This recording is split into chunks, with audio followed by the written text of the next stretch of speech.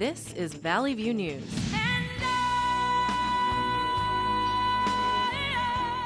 CSUN students are reacting to the death of music legend Whitney Houston.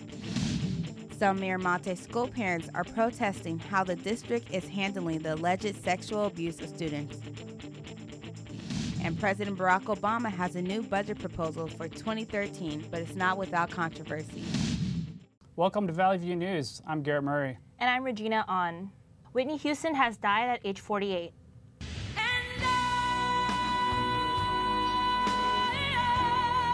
She was found dead at 3:35 in the afternoon by her bodyguard in the bathtub of her room at the hotel.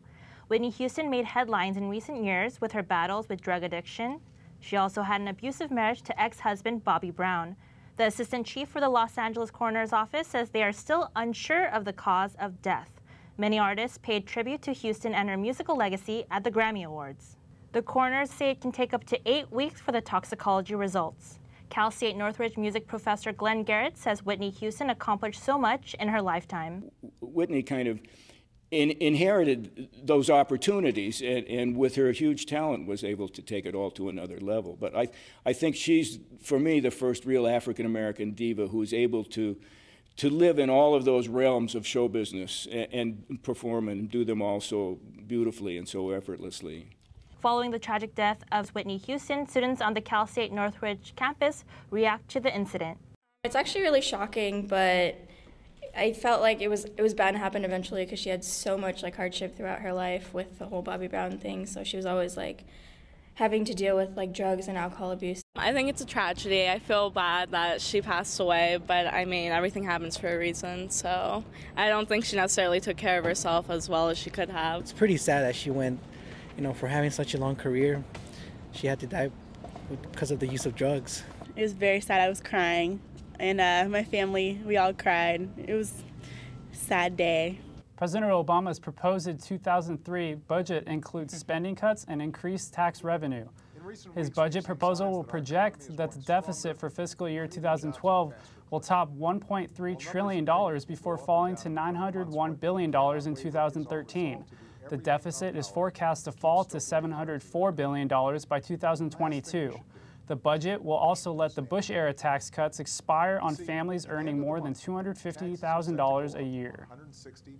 Mitt Romney, Newt Gingrich, Rick Santorum, and Ron Paul continue campaigning for the Republican nomination. Valley View's Jessica Goodman went to a Republican women's conference to learn about the GOP issues and also has some reaction from Democrats. Each candidate has different views about the key issues, mostly surrounding the difficult economic conditions. I'm at the California Federation for Republican Women Winter Conference, where they are discussing what should be happening in the next 4 years if the Republicans claim a victory in the November 2012 presidential election. Ladies, we must. It is not an option. We've got to get jobs, private sector jobs, entrepreneur jobs. It's not government jobs because you and I pay the salaries for those government jobs. CFRW President Carol Hadley is focused on making sure the economy is dealt with. Jobs in the economy is going to be number one. Repealing Obamacare is going to be number two. And I think those are two main issues that we're going to be facing. It'll depend a lot on what's happening overseas, whether defense will be one of those key issues. Democrats have felt that things are starting to improve just in time for Obama's re-election. Actually, all of his opponents want to take us back to the policies that got us into this mess in the first place. They want to take us back to the Bush era, whereas Obama is reinvesting in a lot of infrastructure, energy, a lot of homeland jobs. In January of 2012, President Obama announced that 234,000 jobs were added, bringing the unemployment down to 8.2%. The lowest level it has been since February 2009. It took us 8 years to get into this mess. It's going to take us much longer to get out. If re-elected, Obama will still have a lot of work to do to fix the economy. But the GOP will have to face the same challenge ahead if elected. In Manhattan Beach, Jessica Goodman, Valley View News. The UN is preparing to vote on a resolution to condemn human rights violations by the regime of Syrian President Bashar al-Assad. The vote would be the most powerful statement yet on the violence. Since the uprising began 11 months ago, Syrian troops have launched major assaults on opposition forces and entire cities. According to an opposition group, military tanks rolled through the province of Idlib. The UN says 6,000 people have been killed. An attorney representing undocumented families of children allegedly abused by a Miramonte elementary school teacher are looking for assurance that parents won't be turned over to immigration for coming forward. The father of an alleged victim spoke to the media and told reporters that there are other parents who are not coming forward in fear of being deported. But a sheriff's department spokesman said he is not interested in whether they are documented or not. The last few weeks have been tragic, heartbreaking, and disturbing for Miramonte Elementary School in Los Angeles. The abuse allegations are hard for many to believe. Chedney Mata has more on that story. Students and parents at Miramonte say they are angry and unsure what the future is at the school. Many people remain shaken up over recent sexual abuse allegations against two teachers at Miramonte Elementary in South LA. An investigation began instantly on both longtime teachers Mark Burnett and Mark B. Springer. Not aware of a connection per se, but obviously they both teach at the same school, so they know each other, but I'm not aware of any connection. In a move that experts say was hard to believe for many, the entire 120-member staff at Miramonte Elementary was replaced as of Thursday after a 2-day school shutdown as part of LAUSD investigation into the teacher's arrest. We as parents are bothered because they didn't even ask for our opinion. They just fired the whole staff and were upset because of the decision.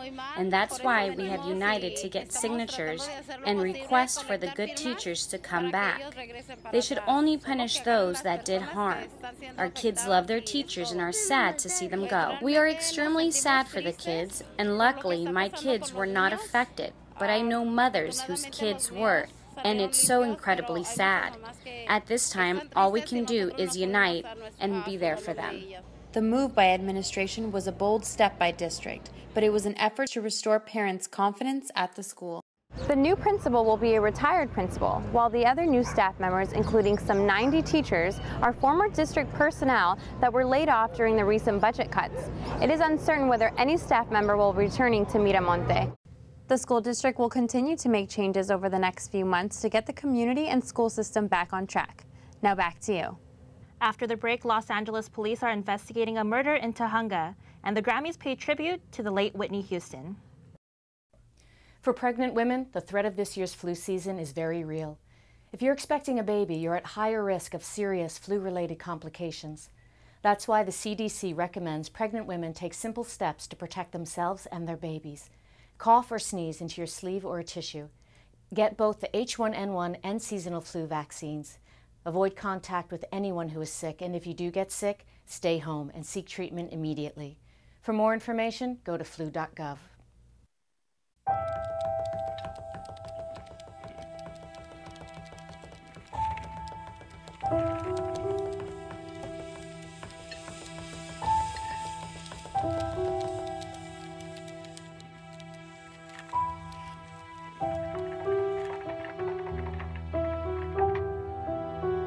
If you don't talk to your kids, I will.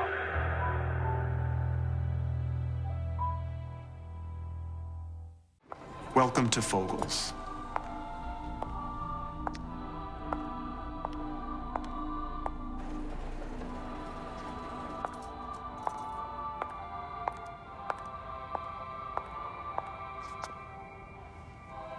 Beautiful, isn't it? You expect options everywhere else. Why not with your medical treatment? Talk with your doctor to explore all your options and find what's right for you. Visit ahrq.gov. Many residents in North Hollywood are speaking out about the safety of a popular trail site in the area. Reporter Elena Solorzano has the story. The Tujunga Wash Trail, the place where many local residents like to jog, walk, or ride their bikes, has become a dangerous part of town after dark and is no longer the quiet, beautiful trail it was. Police reports say there have been 33 homicides within 2 miles of the Tujunga Wash since 2007. Jerry Finland says she doesn't feel safe coming to the Tujunga Wash once it starts getting dark. You know what, I constantly hear helicopters and, police cars and everything going around. And I can honestly say, there comes my husband, that we don't go out at night. Like, we hear things, we don't go out at night.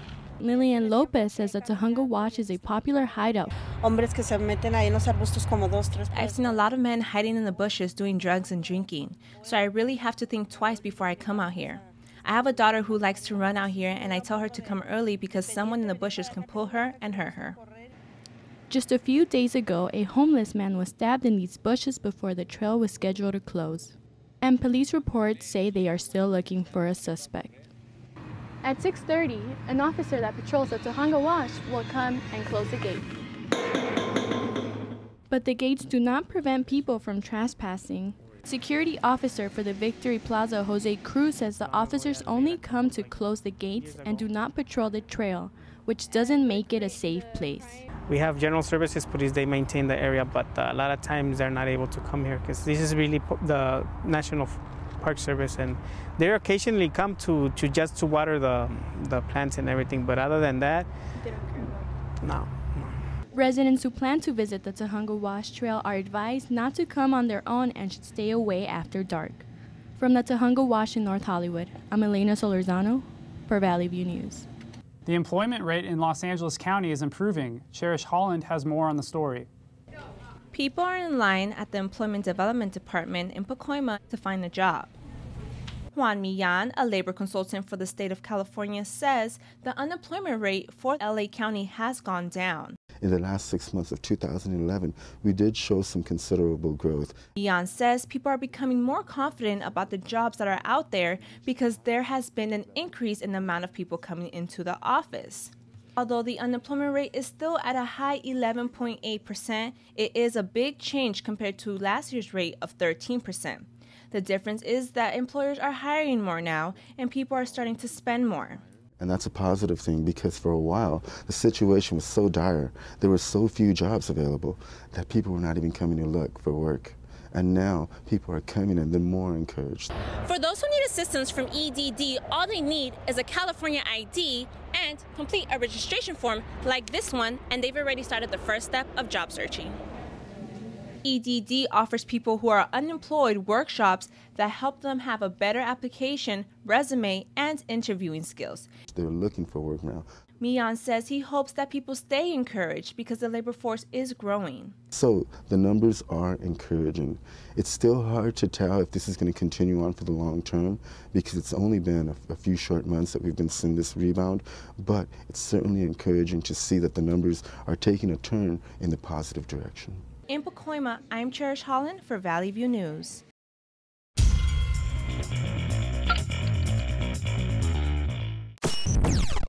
And here's Michael Mira with sports. Thanks, Regina. Phil Mickelson rallied from 6 behind to win for the 4th time at Pebble Beach, claiming his 40th PGA Tour win. Among the first to congratulate him was none other than Tiger Woods. Mickelson closed with an 8-under 64, beating Woods by 11 shots.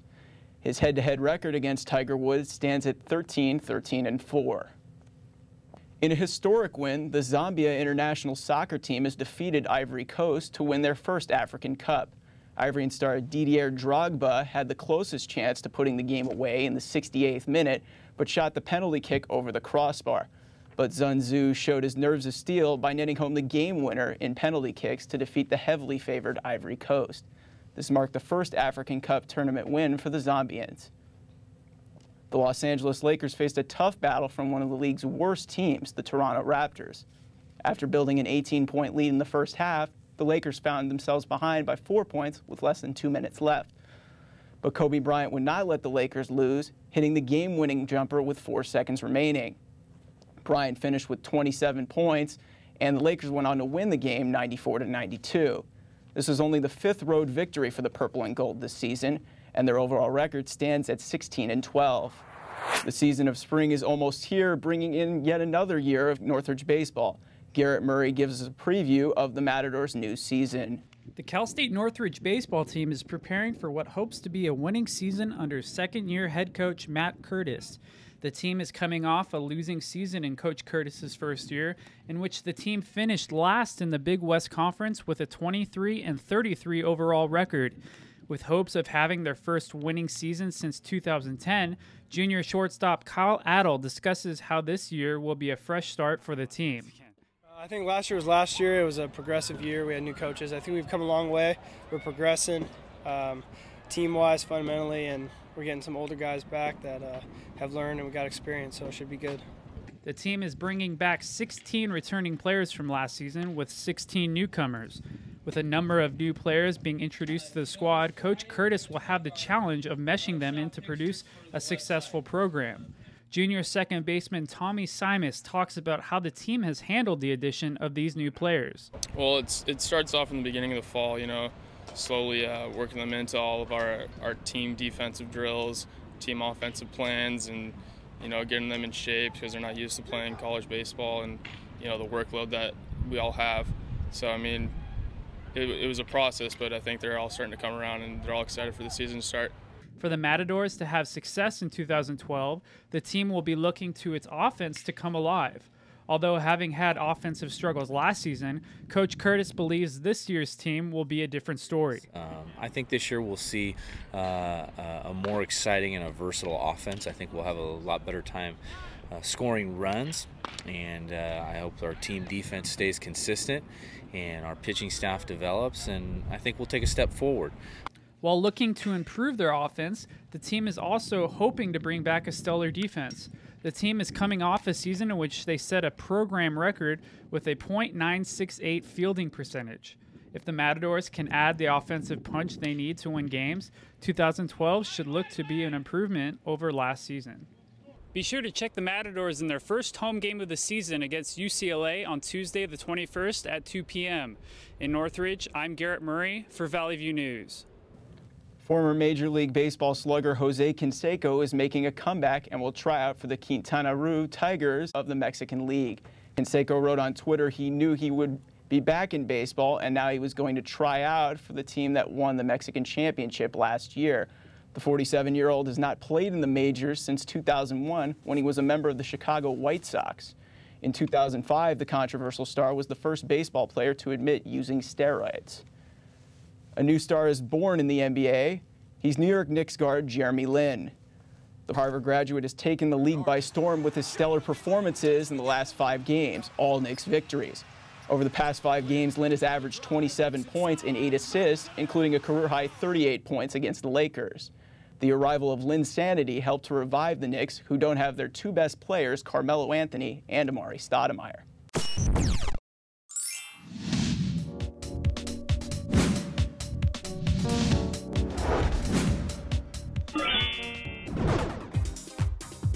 Here's the scoop. Here's Cassandra Gaskin with the latest in entertainment news. The music world came together to celebrate the accomplishments of many artists in the last year and honor the memory of superstar Whitney Houston at the 54th Annual Grammy Awards. The show began with host LL Cool J addressing the tragic news of the singer, calling her passing a death in the family and offering a prayer in her honor. Although she is gone too soon, we remain truly blessed to have been touched by her beautiful spirit. The show continued with Adele taking home 6 Grammys and receiving a standing ovation for her highly anticipated first live performance since throat surgery. Other highlights included the Foo Fighters taking home 5 awards and Bon Iver winning the coveted Best New Artist Grammy. The night continued with 2 performances from the legendary Paul McCartney. The surviving members of the Beach Boys took a stage together for the first time in 20 years. The 54th Annual Grammys were a night that many musicians and fans won't soon forget. Just a few hours after the death of Whitney Houston, Jennifer Hudson delivered an emotional but flawless tribute at the Grammys. Hudson sang her take on one of Houston's signature songs, I Will Always Love You. Your way.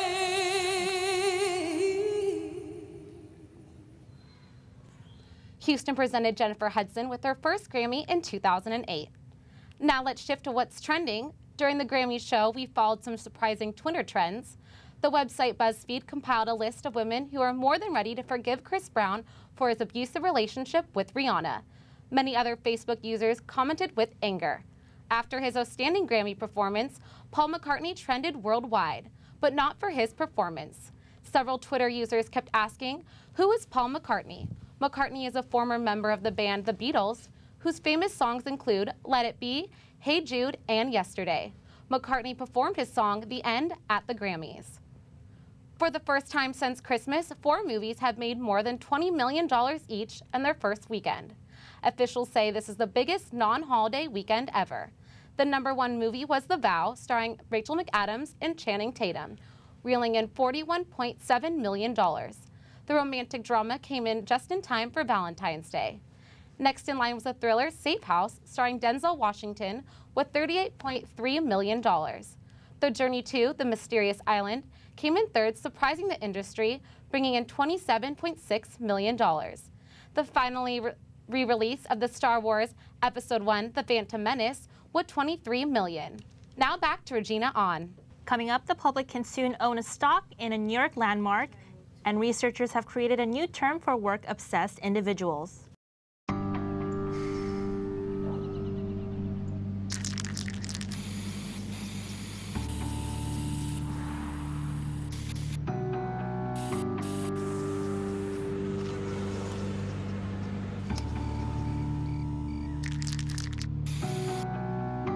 Turning a 20-foot wall into a canvas takes vision. So will getting into college. I've got what it takes. So do you.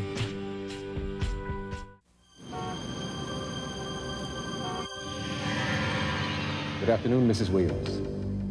What do you have for me this time? My husband and my son. That will do nicely. What will you bring me next time? My life. It never ceases to amaze me what people will give up for a drink.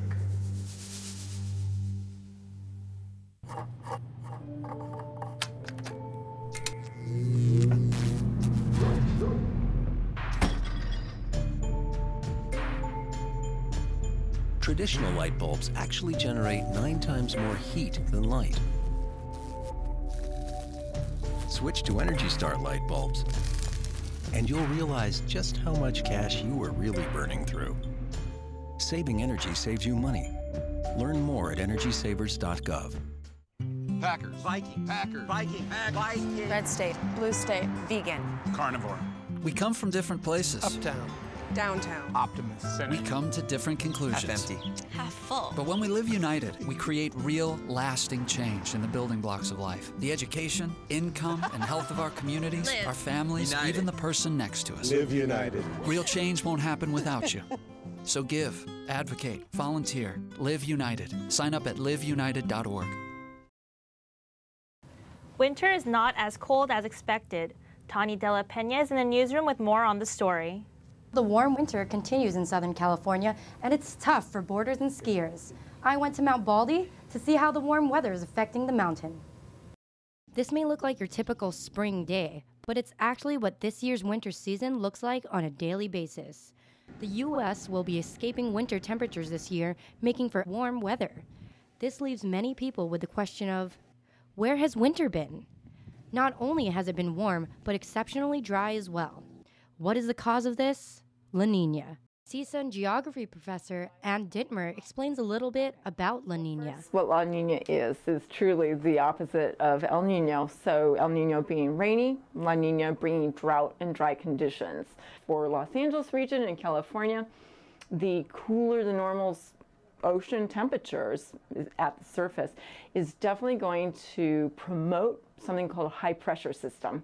And the high pressure basically means clear skies prevail. Where the weather is usually cooler, mountaintops look as they do during the spring. As you can see, snow's looking very spotty up here on the mountain. But like most other ski resorts, Mount Baldy is having to make their own snow instead of leaving it up to Mother Nature. Workers say there is usually much more snow on the mountain this time of year. Lift operator Matthew Gordon says the weather is drastically slowing down business. Usually it's cold enough to blow over the night, but during the day it just melts it right away. But for beginners and stuff like that and everybody else, it's still pretty good. This is the worst winter we've actually had for a long time. Many skiers and boarders say this weather is making it difficult to enjoy the winter season. We usually come up the mountains, usually see a ton of snow off of the sides. January alone has had many days with temperatures exceeding 80 degrees. This month's average is 70 degrees, 2 degrees above normal, making it easy to wear just a light t-shirt on this warm winter day. It's only a little bit cooler up there on the mountain than it is here in the newsroom. Back to you guys in the studio. The U.S. State Department is warning Americans to avoid all but essential travel to any parts of 14 Mexican states. Travelers should also be cautious when visiting parts of Baja California. The State Department says the country's ongoing violence presents danger for U.S. citizens. Cartels, shootouts, and kidnappings continue to climb, with 120 Americans reported murdered last year. If any Americans must travel to parts of Mexico, they are strongly advised to keep a low profile and avoid displaying any evidence of wealth. The public can soon own stock to one of the most legendary New York skyscrapers. Owner Malkin Holdings, LLC, has filed an initial public offering for a real estate investment trust for the Empire State Building and 2 other Manhattan properties. With the filing, the estimated value for the Empire State Building is at $2.5 billion, while the other 2 properties are worth about $1 billion between them. The target range for the price of the shares has not yet been set. U.S. Ninth Circuit Court of Appeals declared Proposition 8 unconstitutional. The proposition limits marriage to just a man and a woman. Opponents of same-sex marriage will likely appeal the decision. The issue will almost certainly reach the U.S. Supreme Court. Supporters of Prop 8 say this opens the door to advancing same-sex marriage legislation, especially in California. The decision comes almost a year and a half after federal district court Judge Vaughn Walker ruled Prop 8 unconstitutional. The Los Angeles County Public Library will soon be hosting museum exhibits throughout the month of February in honor of Black History Month. Since 1976, every U.S. president has officially designated the month of February as Black History Month. It is an annual celebration of achievements by Black Americans and a time for recognizing the central role of African Americans in U.S. history. This year's 2012 theme pays tribute to the ways Black women have shaped the American culture and the United States. All the library exhibits are free and open to the public. The Mardi Gras season is just beginning, and people are flooding the city of New Orleans to join in the fun. Mardi Gras is notorious as being a huge party for adults, but off of Bourbon Street, there's plenty of things to do for the whole family. The festival celebrates the 12 days leading up to the Catholic tradition of Ash Wednesday. Mardi Gras is French for Fat Tuesday and is the feast before the fasting season of Lent. With more than 50 different parades in the city and every restaurant open for business, Mardi Gras brings out the spirit of the Big Easy. Tech giant Apple is working with a labor rights group to investigate allegations that one of the company's suppliers mistreats its workers. An audit team with the Fair Labor Association will inspect the Foxconn City factory in China. Recent suicides at the factory sparked media reports.